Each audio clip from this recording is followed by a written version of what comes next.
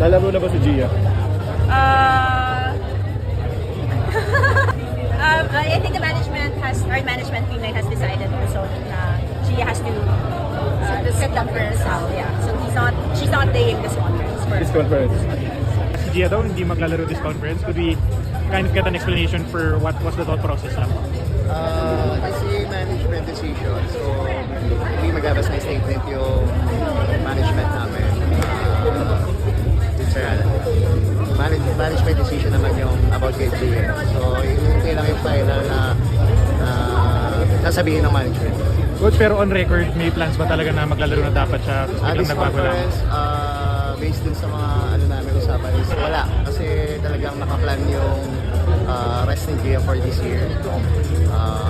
And then ayun nga, yung usapan sa management is totally hindi siya maglalaro ngayong conference.